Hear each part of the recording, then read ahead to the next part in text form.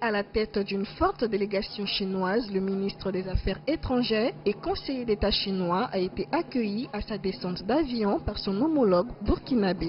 Aussitôt, les deux personnalités ont entamé une séance de travail sur divers chantiers prioritaires de la coopération, principalement les questions de défense et de sécurité, ainsi que les questions sociales, notamment scolaires et de santé. Les deux parties ont aussi convenu que des progrès importants ont été enregistrés au bout de ces 7 mois de coopération depuis la reprise des relations diplomatiques entre les deux pays le 26 mai 2018. Au niveau symbolique, il y a eu donc deux visites majeures, la visite d'un vice-premier ministre et la visite du conseiller d'État. Entre ces deux visites donc politiques, il y a eu plusieurs visites techniques, d'abord au niveau de la santé, au niveau agricole, au niveau de la formation et au niveau diplomatique. Nous avons, à l'heure où je vous parle, une équipe médicale composée d'une dizaine de médecins chinois qui travaillent dans notre pays.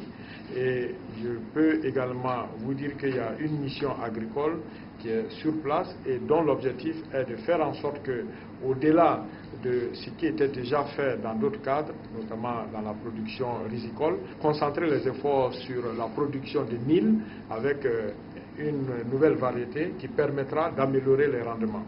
Par ailleurs, le ministre chinois a réaffirmé l'engagement de la Chine à accompagner le Burkina Faso dans son développement et le bien-être de sa population. En matière de sécurité, la Chine annonce un appui financier au G5 Sahel d'un montant de 25 milliards de francs CFA, soit 43 millions de dollars. Le ministre des Affaires étrangères du Burkina Faso a reçu des mains de son homologue une somme de 168 millions de francs CFA, soit 290 000 dollars, et un don de 10 véhicules. Vous avez assisté tout à l'heure à la cérémonie de remise de 10 pick-up par notre ministère au ministère burkinabé des Affaires étrangères. Et selon le ministre Barry, ces 10 véhicules seront utilisés pour préserver la sécurité dans votre pays.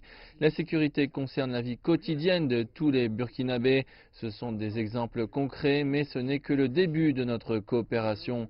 Peut-être certains se demandent pourquoi la Chine veut aider le Burkina dans son développement. Je voudrais vous dire que la Chine est un pays en développement et notre destin est étroitement lié avec le Burkina Faso et les autres pays en développement. Nous sommes amis et partenaires. Nous espérons qu'à travers cette aide au développement, y compris du Burkina Faso, nous pourrons contribuer au développement accéléré de l'ensemble des pays en développement.